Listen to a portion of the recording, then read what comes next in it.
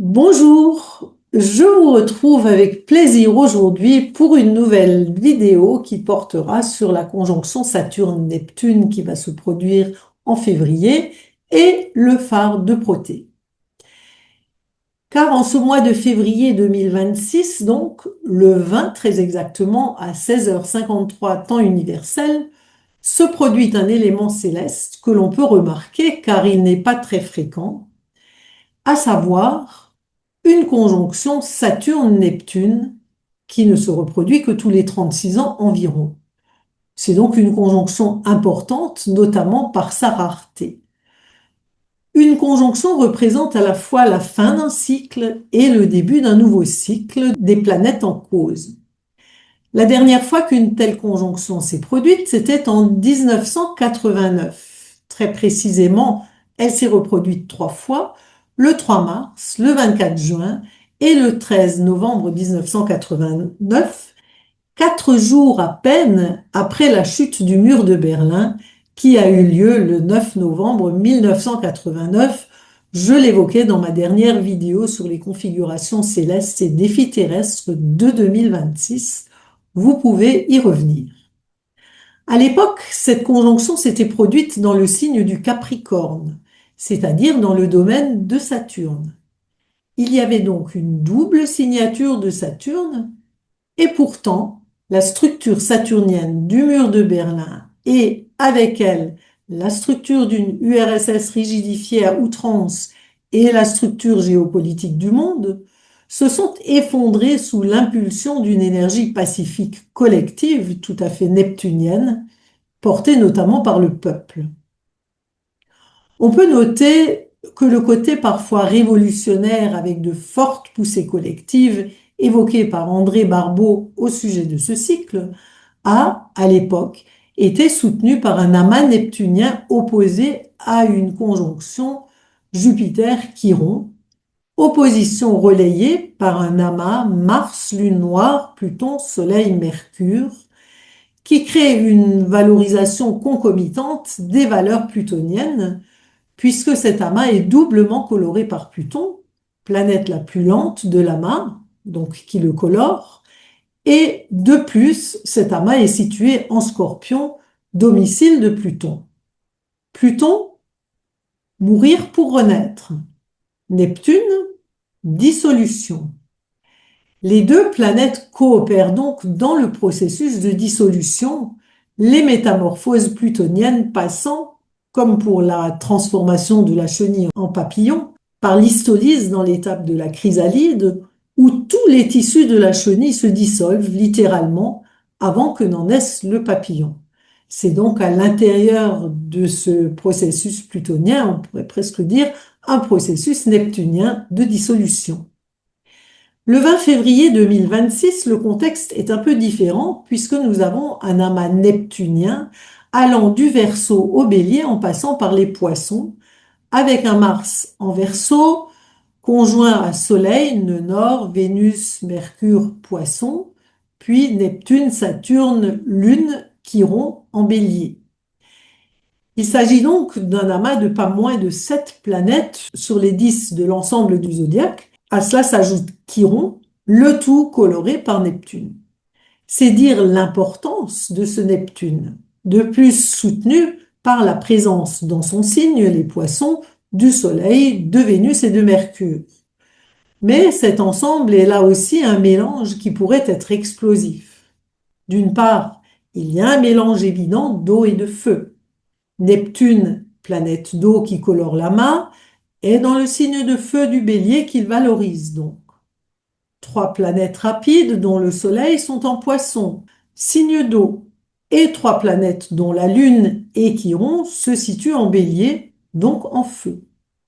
Si l'on s'en tient aux seules planètes, l'amas est encadré par un Mars électrique véhiculant l'énergie d'air du Verseau, qui attise le feu de Mars, et de l'autre côté de l'amas, on a la Lune, planète d'eau, sous la maîtrise de ce Mars de feu, tout comme la conjonction Saturne-Neptune, qui est en Bélier, elle aussi, et donc sous la maîtrise de Mars. Ce Mars en Verseau est un Mars susceptible de révolte. Ce d'autant plus qu'il est, tout comme le Soleil en Poisson, en conflit avec Uranus, planète prométhéenne maîtresse du Verseau. Donc ça, c'est aussi une double signature. Et Pluton est aussi en Verseau. Dans ce contexte tendu, la conjonction Saturne-Neptune est de son côté en harmonie avec Pluton en Verseau et Uranus en Taureau, quoiqu'il y ait un désordre un petit peu large, mais on peut quand même prendre en compte ces aspects. Cet accord des planètes transpersonnelles entre elles permettra-t-il une dissolution neptunienne de structures saturniennes terriblement corrompues? Dissolution suivie au fil du temps par une reconstruction d'un monde plus respectueux de tous. Espérons-le et participons-y à notre mesure, d'une part en développant la conscience de ce qui se joue vraiment actuellement, au-delà des apparences et du théâtre où rien n'est vrai qui nous est présenté par des médias complètement déliquescents, et d'autre part, participons-y en développant la verticalité de Saturne, se mettant au service de l'énergie aquatique neptunienne, c'est-à-dire du monde sensible à élever. Nous sommes alors dans l'action d'un Mars maître du Bélier qui permet à Saturne de construire une structure stable et vivante, capable à la fois d'élever le monde émotionnel neptunien et d'en accueillir, d'en canaliser et d'en révéler les vibrations subtiles spirituelles afin qu'elles irriguent notre monde qui s'est coupé du sacré. Au niveau individuel, la conjonction Saturne-Neptune se fait à 0,45 du Bélier et touche bien sûr avant tout les premiers degrés du Bélier, degrés 0, 1, 2, mais également les mêmes degrés dans le signe opposé, celui de la Balance, ainsi que les mêmes degrés encore dans l'axe Cancer-Capricorne, donc dans tous les signes de la croix mutable. Et ce, bien sûr, particulièrement lorsque ces signes sont occupés par des planètes importantes du thème. Ceci étant dit, même si ces points ne sont pas concernés dans notre thème par la présence de planètes, il est difficile d'échapper totalement à la tourmente collective actuelle qui n'est pas uniquement liée à cette conjonction Saturne-Neptune, puisque Pluton touche la croix fixe, puisqu'il est en Verseau, et Uranus va bientôt entrer en Gémeaux et donc agir sur la croix mutable. C'est-à-dire que ce sont les trois croix qui sont touchées, chacune par l'une des trois planètes transpersonnelles, c'est-à-dire que, même si c'est chaque fois de manière différente, l'ensemble des 12 signes du zodiaque sont finalement touchés. Ainsi, à moins d'être totalement hermétique à tous, c'est-à-dire en réalité dans une forme de déni relevant de la névrose, se pose la question suivante. Comment rester droit? Comment rester debout et ne pas se laisser entraîner dans les bas-fonds de nos élites qui persistent et signent, en France, dans de honteuses dénégations et contorsions quant à leur comportement déviant et pervers, en dépit de tout ce qui est révélé comme jamais ces derniers jours? Comment rester dans une énergie lumineuse devant les mensonges, le déni et les manipulations des médias et des gouvernants chez nous? Et surtout, comment se hisser et demeurer dans une énergie lumineuse tout en osant regarder en face toute la noirceur, l'horreur même des réseaux pédocriminels que beaucoup découvrent médusés? Les complotistes, eux, savaient déjà pour certains, quand d'autres ne voulaient y croire complètement, tant les faits incriminés sont de l'ordre de l'impensable. Comme si cela ne suffisait pas, ces réseaux ont de surcroît infiltré le monde politique de ceux que l'on appelle à tort des élites, afin de manipuler et de diriger le monde tout en restant cachés et de conduire ce monde, en réalité, à sa perte. J'évoquais dans la dernière vidéo le lien que l'on pouvait faire entre la conjonction Saturne-Neptune et le beau mythe de Protée. Vous trouverez sur mon site quelques éléments de l'histoire de Protée dans l'un de mes articles qui date de décembre 2010, intitulé Neptune en Poisson, plongé dans les profondeurs marines avec Protée, le vieux de la mer. N'hésitez pas à aller le lire, il est en accès libre et le lien vers les articles est sous la vidéo. Aujourd'hui, j'aimerais vous offrir un extrait de mes enregistrements sur ce sujet, extrait qui nous parle de l'architecture du phare qui se trouve sur l'île de Protée. Cette image du phare d'Alexandrie contient en elle une belle et riche symbolique saturno-neptunienne qui pourrait nous aider à garder le cap dans la tornade actuelle. Le vieux de la mer habite en effet sur l'île de Pharos. Après de longues plongées quotidiennes dans l'eau de son père, une eau sensible qui contient tous les mystères de la vie et de la mort, il se rend chaque jour à midi sur cette île rocheuse pour s'y reposer. Et, habité un peu malgré lui par l'énergie subtile de ce monde de Neptune, il se fait visiter par des humains en perdition et en souffrance qui attendent de lui qu'il les éclaire sur leur chemin. Protée n'est pas forcément enthousiasmé par sa mission de devin et il essaye souvent de s'échapper et de fuir. Mais il est néanmoins invité à devenir ce phare dont la lumière, tel un soleil au sommet d'un axe par ailleurs bien ancré sur le roc de l'île, est là comme un repère. Et nous sommes tous invités, en ces temps si sombres, à nous tenir debout comme des phares, comme des colonnes de lumière, afin de créer un réseau lumineux plus fort que l'ombre. Car le phare, dans sa verticalité saturnienne, est toujours là, stable, debout, que ce soit dans le calme ou la tourmente de l'océan neptunien, qu'il pleuve ou qu'il vente, que la mer soit tranquille ou déchaînée. En ce moment si particulier où s'unissent dans notre ciel Saturne-Neptune, c'est-à-dire où peut se réaliser une coopération intime du sémaphore et de l'océan, ce phare est à même de nous enseigner, dans l'indescriptible chaos actuel, comment nous pouvons, nous aussi, trouver ou retrouver notre calme et notre stabilité dans cette tourmente ambiante. Évidemment, c'est surtout dans la tempête et le brouillard que le phare est utile. Mais pour qu'il puisse tenir dans les vents contraires, il faut que la construction soit solide et l'architecture de la tour de l'île non seulement en assure la robustesse matériellement, mais nous montre aussi symboliquement la voie de l'union en nous du ciel et de la terre, indispensable à notre stabilité et à notre force de résistance face aux tourments de la vie et aux infamies de la société. Ainsi, voici un extrait de mes vidéos consacrées à Protée, enregistrées au moment où Saturne et Neptune se rapprochaient l'un de l'autre dans le signe des Poissons, mais également propre à éclairer quelque peu les défis de la conjonction Saturne-Neptune. Voici donc cet extrait. Puis, l'architecture du phare est très intéressante elle aussi, et nous éclaire là encore sur la mission de Protée.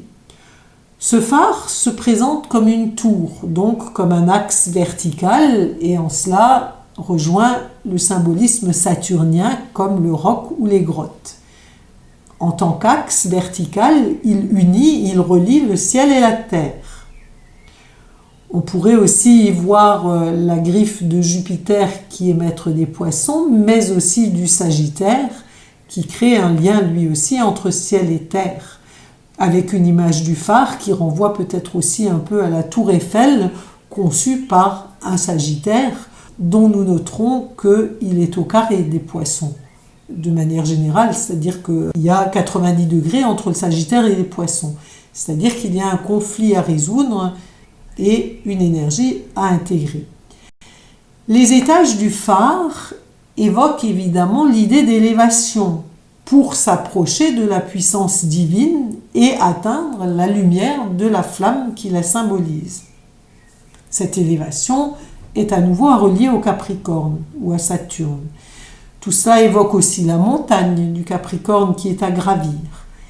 Et puis on a 3 étages.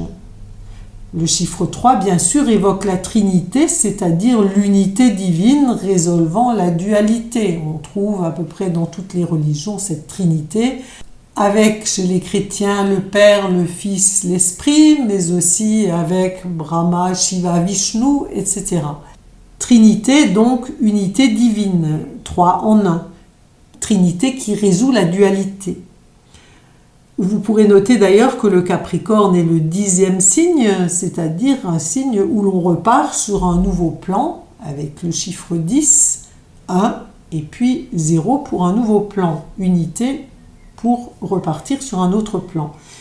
De plus, les 3 étages donnent par leur forme le mode d'emploi de l'ascension vers la flamme. C'est très intéressant d'étudier cela. Vous voyez ce phare avec une base carrée, bien ancrée dans la stabilité de la matière et du concret, le 4. Un étage intermédiaire qui lui est octogonal, donc construit sur le chiffre 8, qui a valeur de médiation entre le carré et le cercle, entre la terre et le ciel, nous dit le dictionnaire des symboles. Cette forme rappelle celle de fonds baptismaux et suggère donc un changement de plan, une résurrection, et toute résurrection inclut bien sûr l'idée d'une mort précédente. On retrouve cela dans le symbolisme du Scorpion qui, comme par hasard, est le 8e signe. Ce qui va permettre ensuite l'accès au 3e étage qui, lui, est circulaire. Le cercle, c'est la perfection du ciel. C'est le domaine spirituel, la transcendance, la flamme éternelle. Le don de divination de Prothée est donc un don sacré qui doit servir à relier la matière à l'esprit et non à utiliser l'esprit pour servir la matière comme un veau d'or. Et ce don demande de construire une assise stable, un appui permettant un changement de plan à travers une transformation, l'abandon ou le deuil de quelque chose, nous sommes là dans le 8, pour arriver à entrer dans le monde de la perfection du cercle, le monde de l'unité, et ces 3 mondes n'en forment qu'un dans l'image du phare. On retrouve d'ailleurs souvent cette construction en 3 étages avec une base carrée, puis un octogone, puis un cercle dans les clochers des églises, par exemple. Neptune, vous le savez, est rattaché au 12e signe. Il est maître de ce 12e signe des poissons, donc au dernier signe, et donc il invite à clore un cycle pour accéder au suivant. Or, toute fin demande un deuil si l'on ne veut pas arrêter la courbe évolutive. Saturne, lui, va dans le même sens de deuil, de renoncement, de prise en charge de ce qui est resté en suspens, ce qui est resté en souffrance, d'élagage, de concentration sur l'essentiel. Les 2 planètes sont aussi toutes 2 liées à la solitude. Ce chemin initiatique est un chemin solitaire, comme tout chemin initiatique, auquel Neptune participe aussi dans le sens où il nous invite à une expérience de l'ordre de l'intime, voire du mystique. En négatif, on peut même aboutir à la schizoïdie, à un certain isolement, voire à une rupture avec le réel. Notre période avec Neptune et Saturne en Poisson est donc aussi un moment où il nous faudrait prendre en charge tout l'inaccompli de notre société, c'est-à-dire les personnes restées sur le bord de la route pour diverses raisons. Il faudrait passer du monde du 4, c'est-à-dire du concret et de la manifestation, à celui du 8 qui mène à un changement de plan, à un deuil, un changement de plan vers le cercle de la transcendance. Autrement dit, passer du chaos à la spiritualité. Ce cheminement, entendons-nous bien, n'est pas la négation du 4 ou du 8. Et il constitue même une invitation à l'ancrage du 4, mais dans l'alignement avec le cercle et la voie de la mutation de l'octogone. Ces 3 dimensions étant finalement au service l'une de l'autre et se complétant et permettant ce chemin d'élévation. Bien sûr, il en va de même au niveau individuel et ce particulièrement pour tous les protés, c'est-à-dire les personnes marquées par Neptune ou les poissons. Mais pour chacun de nous, il peut quand même être intéressant de réfléchir à notre façon de nous ancrer dans la matière. Est-ce qu'elle est au service de la verticalité? Ou bien joue-t-elle cavalier seul? De la même manière, pour la façon de s'élever constitue-t-elle une manière de fuir le réel, ou bien nos méditations viennent-elles réellement nourrir notre quotidien? Voilà des questions que chacun de nous a tout intérêt à se poser de temps en temps. Ainsi se termine cet extrait. Nous pouvons également questionner, à la suite des questions déjà posées, et préciser la nature de notre idéal neptunien, auquel nous souhaitons donner forme et structure, afin qu'il puisse s'incarner pleinement dans la réalité saturnienne de notre quotidien. Et puis à ces questions issues de la symbolique du chiffre 4, de la base du phare, quant à l'ancrage dans le monde matériel, et de la symbolique du cercle du haut de la tour, quant à l'élévation spirituelle, nous pouvons en rajouter quelques autres, relatives cette fois au chiffre 8, intermédiaire entre le carré et le cercle. Quelles métamorphoses en nous sont nécessaires pour relier ces deux mondes de la matière et de l'esprit? À quel deuil est-il nécessaire de consentir pour pouvoir s'élever? À quelles ombres intérieures nous renvoient les horreurs du monde extérieur? Sommes-nous prêts à les reconnaître et à les regarder en face, aussi bien au niveau individuel que collectif, pour pouvoir les élever vers la lumière, afin que celle-ci les dissolve et les transcende? Aussi dérisoire qu'il puisse paraître, le travail intérieur que nous sommes prêts à mettre en œuvre, chacun à notre mesure, est probablement essentiel en ces temps d'écroulement pour une reconstruction, si possible plus lumineuse. Car le collectif est fait de la réunion d'individus uniques et singuliers. Et si chacun balaye dans sa maison et devant sa porte, la rue et le village gagnent en propreté. Et celui qui n'aurait pas encore eu conscience de la nécessité de faire ce ménage finira par se rendre compte qu'il est plus agréable de vivre dans des endroits soignés et s'y mettra peut-être lui aussi tôt ou tard. De même, si chacun œuvre à son hygiène intérieure et veille à installer et à préserver la paix en lui, si chacun prend soin de son espace intime et sacré, et si chacun rayonne ses valeurs autour de lui, dans sa vie et dans ses relations, l'ambiance collective finira nécessairement par se métamorphoser au fil du temps dans le sens de la lumière. Alors, employons-nous à devenir des phares pour éclairer autant que faire se peut, à notre échelle de petits colibris, le monde dans lequel nous vivons, auquel nous participons et que nous contribuons à construire. Il est temps maintenant pour moi de vous remercier de votre écoute et de votre intérêt pour mon travail. Si vous appréciez de lire, sachez que le texte de cette vidéo fait l'objet d'un article que vous pouvez retrouver sur mon site en accès gratuit. Le lien est sous la vidéo. Et puis, si le sujet de Proté, le vieux de la mer, vous intéresse, que vous souhaitez l'approfondir en cette période propice à cela, où se fait la conjonction de Saturne et de Neptune, c'est-à-dire du phare et de l'océan, vous pourrez trouver les vidéos en vente sur mon site. Le lien est aussi sous la vidéo et ce travail pourra vous éclairer sur la voie de l'intuition. Et puis, si vous avez apprécié cette vidéo, merci de cliquer sur le petit pouce bleu, de vous abonner à ma chaîne. C'est gratuit, ça peut m'aider à rendre cette vidéo un peu plus visible. Faites-la connaître à vos amis si vous pensez que ça peut les intéresser.